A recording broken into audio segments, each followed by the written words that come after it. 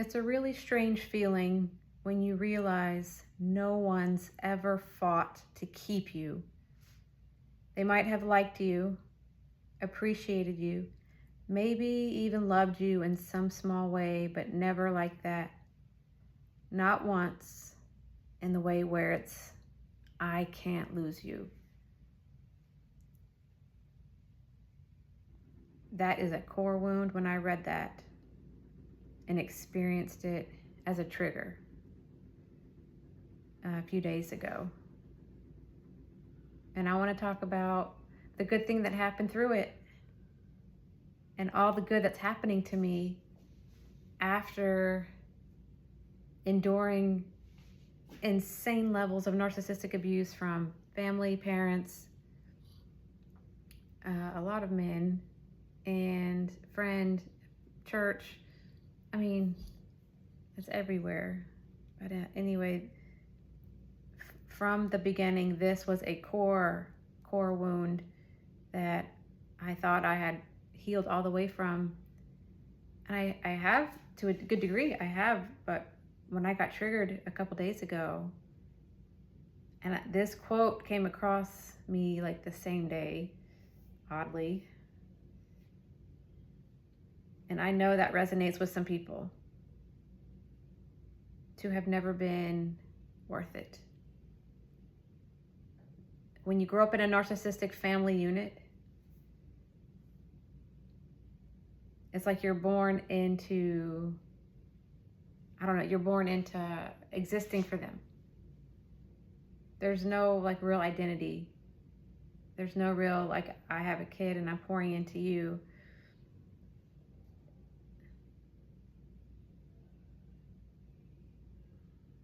And never feeling important. Like I don't matter. And I know like all the kids in a narcissistic system have their own roles, so to speak. So it may not be the same for everybody, but for the invisible child, this is a core wound, like invisibility. You don't matter. I'm thankful for this being triggered a couple days ago because it brought this up, and then thankful to read this quote because I could feel it in my gut. And when I thought I had healed from it all the way, I hadn't, obviously. There was still a little bit more, but I'm doing so much better now. And that's where triggers, as unpleasant as they are, can reveal where we still need to be healed. But for me, it's been healed in a place where no human hand can touch. But a lot has contributed to it. So I just want to come and give a testimony that for people like me who were the invisible child, grew up with that core wound of, I'm not worth it. I don't matter. I'm not that important. I'm just here existing. If you know, you know that wound very well. I may not be articulating it to the best of my ability. I'm trying. But nobody has ever, like I've never been worth it to anybody to fight for me. Like, and also to talk about like along with that role, the anxious attachment versus like all the different attachment styles, which is actually very significant. I studied it a lot. It's so profound to understand it because our relationships matter so much. And so understanding our attachment style is actually important. You could think it's just psychology and after a while it doesn't matter, but it really does matter. And I was the anxious attached, helplessly so. I mean,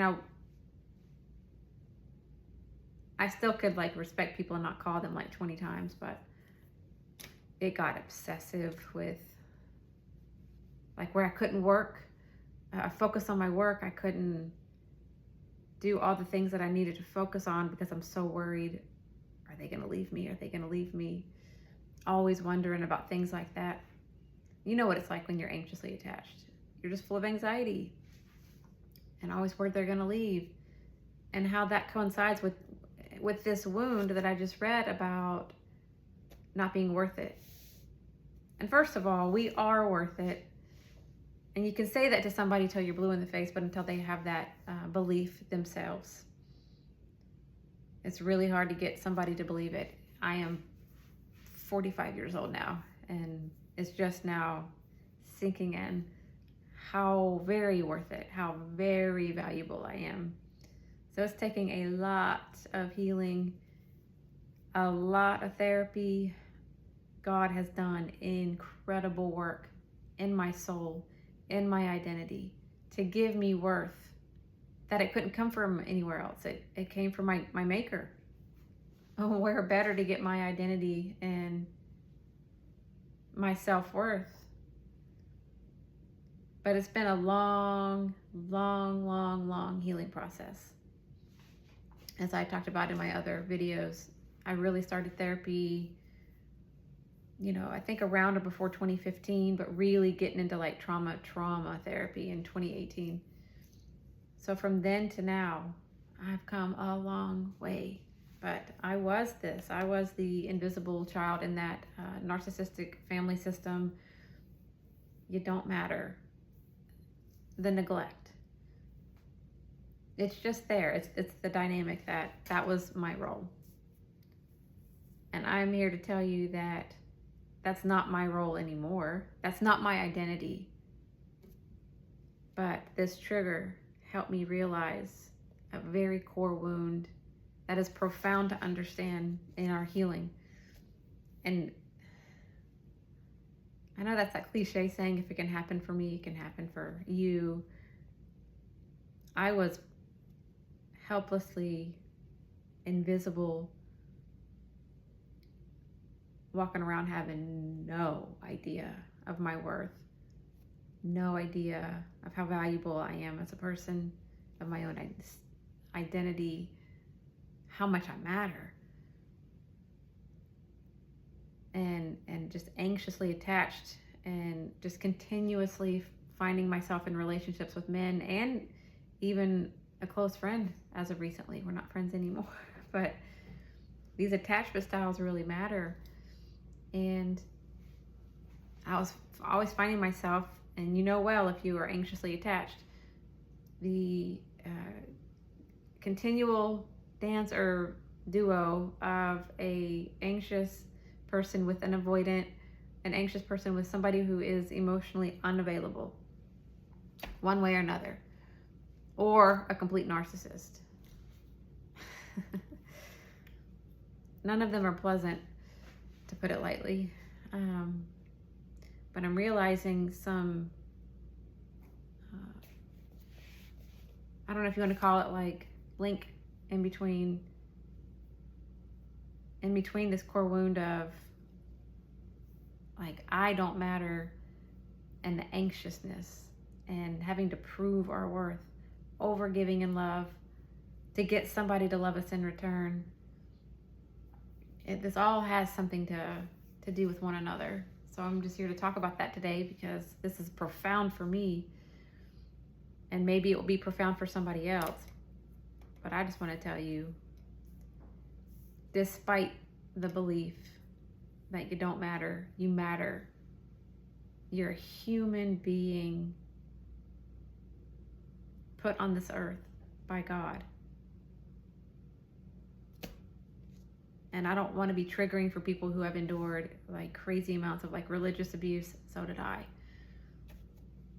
mean, my narcissistic dad was a pastor, for goodness sake. I'm not trying to trigger anybody. I'm just saying that there is hope for people who grew up invisible, people who grew up very anxiously attached, finding themselves time and time and time again with people who could not love them back. And like, we just poured out all of ourselves just to want to love them and believe we can love them and help them. But then also it's a way to get them to love us. It's pretty messed up. But I'm here to say that it doesn't always have to be that way. I'm 45 years old now, and I am coming out of it, and I am healing. I have healed a lot, thanks to God, emotionally, in so many ways, in my nervous system, how important it is to understand the nervous system. That's another thing. But all these attachment styles, and it's that classic duo of a anxiously attached person with a avoidant attachment or emotionally unavailable.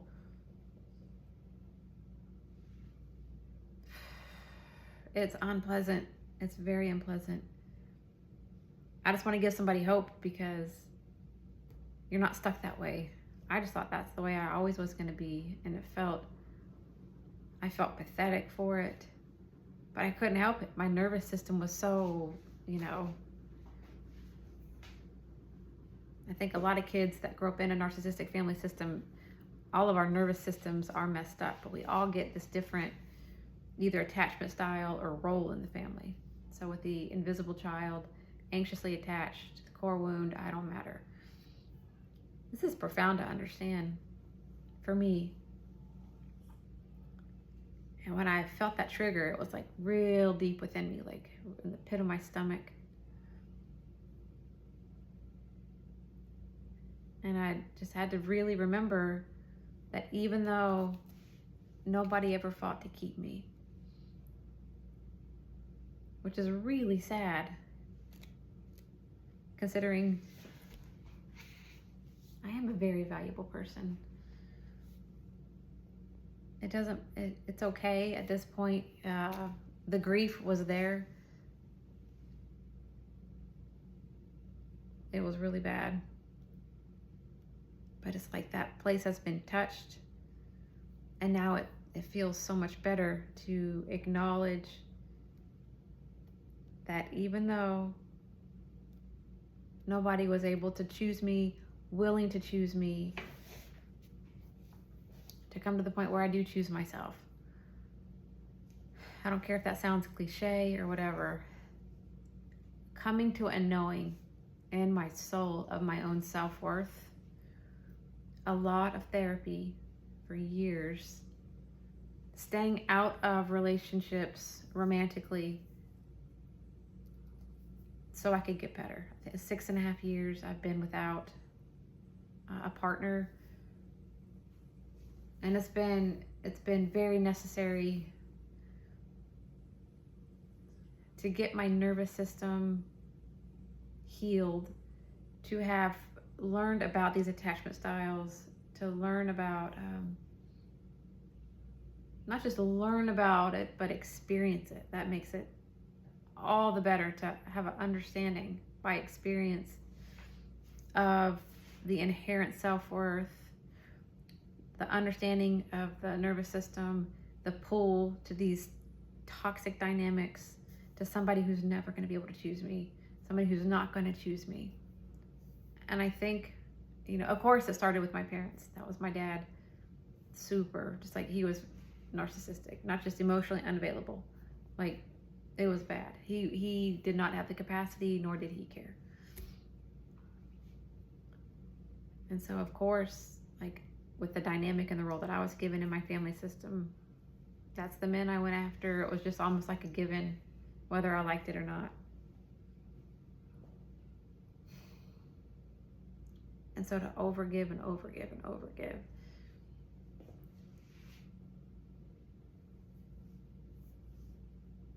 Can't you see I matter? But really, I didn't believe I mattered. I'm so busy trying to prove it, but I didn't really believe it. And now that I really believe it, I'm not trying to prove it.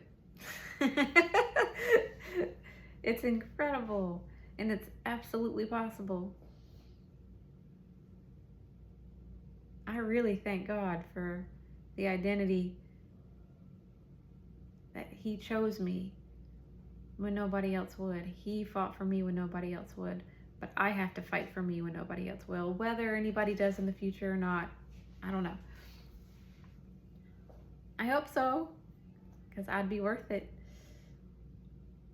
and the person would be worth it, and the relationships are worth fighting for. People in our lives are worth fighting for. And so I had written this down, how frustrating it would be to pour into somebody who's never going to love you back or be able to give it to you back or want to give it to you back, or unwilling, which just means like they didn't care. Or if they did care, they would still choose themselves because it wasn't worth it to try, because they're either emotionally immature or unavailable to the point where they're not willing to go get help and say, I have a problem.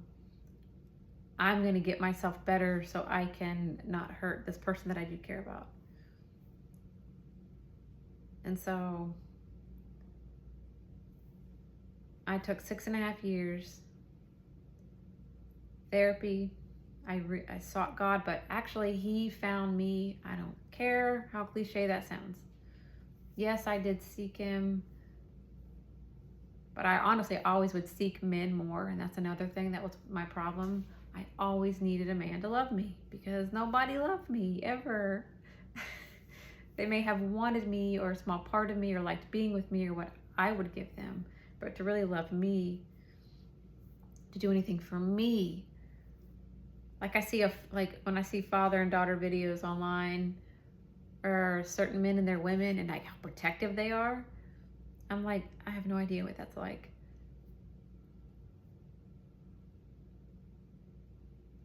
But yeah, taking this time off has been essential. The inherent value that I was born with, that God had to do in my spirit, is the best way I can describe it, of my own worth. That I am fearfully and wonderfully made. That His workmanship when He made me is wonderful. And then the verse says, this my soul knows well. Like, you can read something in the Bible all day long, but that belief is so ingrained that I don't matter. And so if that's my belief, without even realizing it, I'm going to continuously go after or be in these toxic dynamics, whether a friend or a man, especially a man, of somebody who's not going to choose me. And so I think over the years with therapy, with what the Lord has done in my soul, in my spirit, in my heart, in my mind, to help renew my mind, get my nervous system more regulated day by day. That's still a work in progress. My nervous system was so jacked.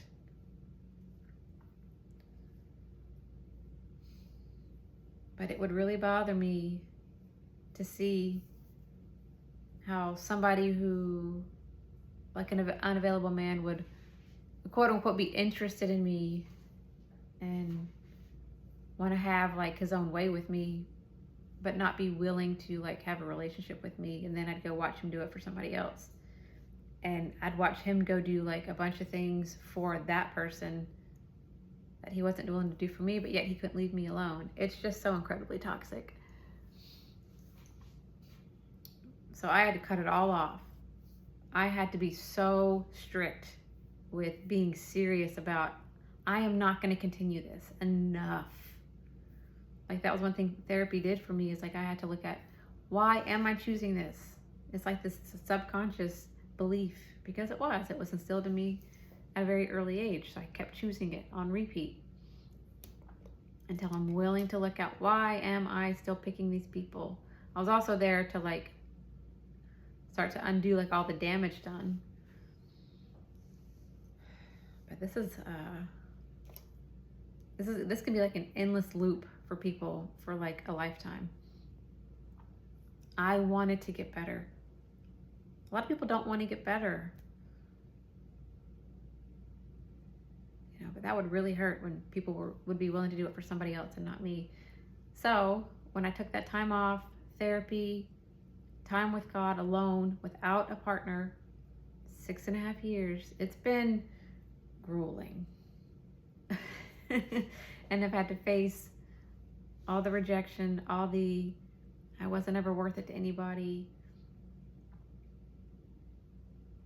And also being around people who, healthy dynamics. I would be around a family where I'd watch the husband and wife no, of course they didn't have a perfect relationship, but the way that they would do things with each other for their family consistently for decades, how much this man would like adore his wife, how much this man would do for his children, grandchildren with delight. I mean, the way he would look at them like they're his prized possession. I never had that from anybody, but I can feel it. It's like an inward gaze in my soul that I feel from God as my Father, to look at me like that. And I think being around other people like that, even though it would be like bittersweet at times, to see and witness what it's like in real life, to be around love like that, helped me a lot. There's a lot of things that contributed to it, but it's really important to take time away, for me, not date, not try to get validation from a man, trying to chase worthiness in another person, or try to like love them enough to fix them, which never, ever, ever works. Like, nobody's perfect, but if somebody's going to come in my life, they have to come at least partially healed. We're all on a journey, so to speak, but if I would detect a whiff of emotional unavailability, narcissism, I'm not here to be a rehab for broken men anymore.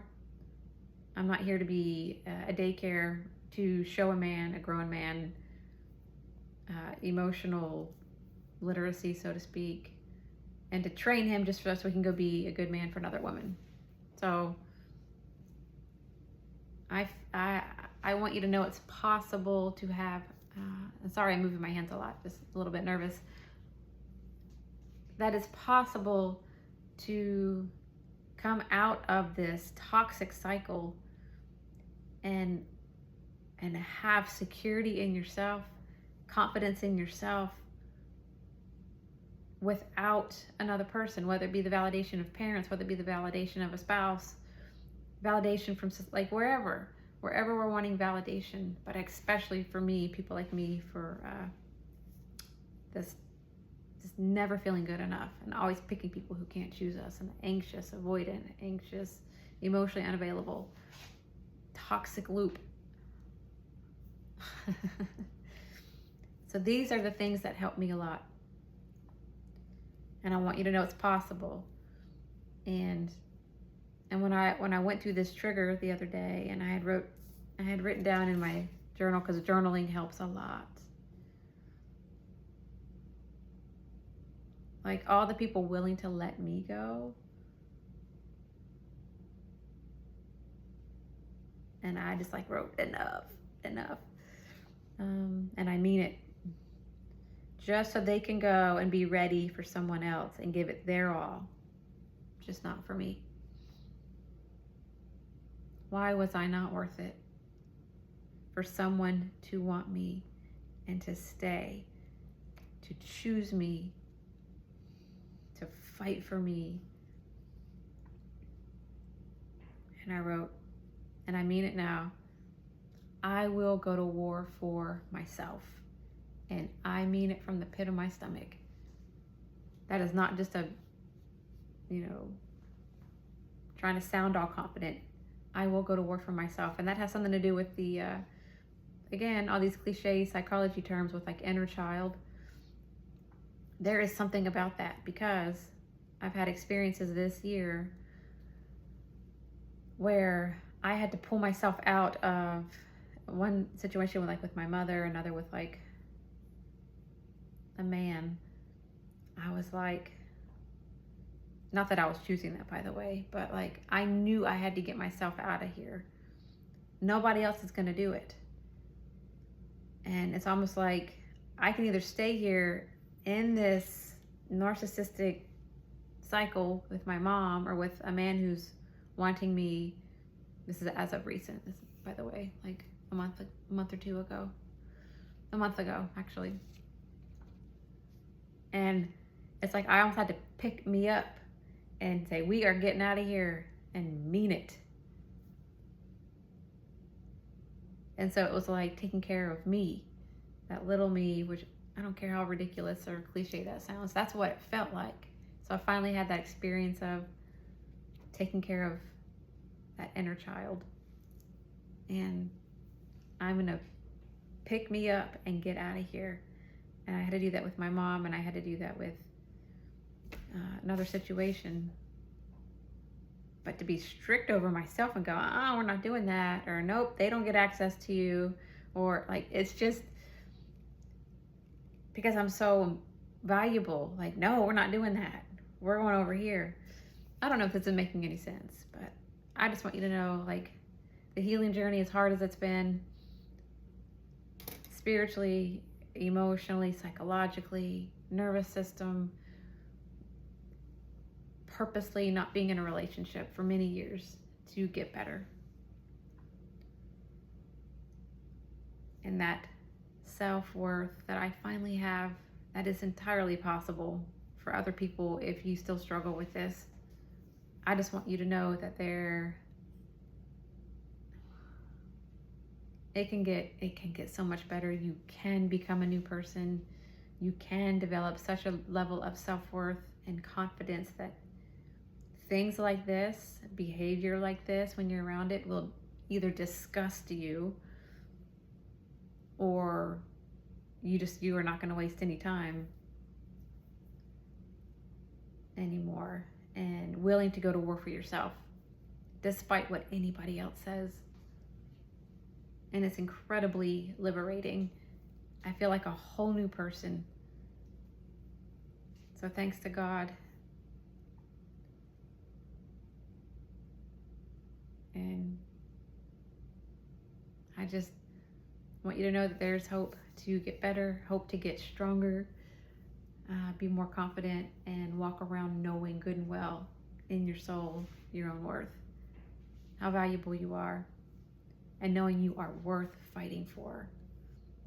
And so it's quite a feeling to have more sense of security and confidence and self-worth. For a long time, I felt like a hopeless case.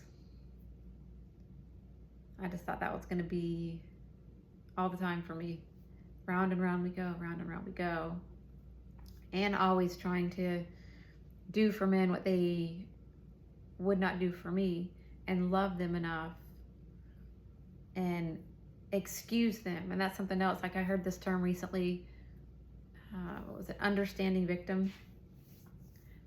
Yes, I can understand they went through trauma. I can understand they went through something horrific. I can understand maybe they don't have the resources for therapy. I can understand they really like me, but they're just messed up. And with, a little love, this can work, and I can be patient.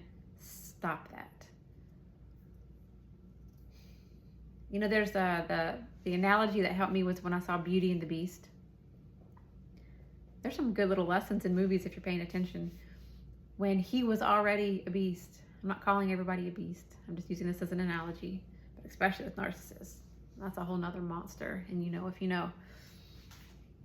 But he was this beast, and the deal was, if they could get her to love him, that he would then turn into the prince. And so women go in with that mentality: if I love him, I can turn him from this beast. I can do it. And we are nobody's savior. Let me make that abundantly clear. We are not God in their lives. Our love cannot fix something like that.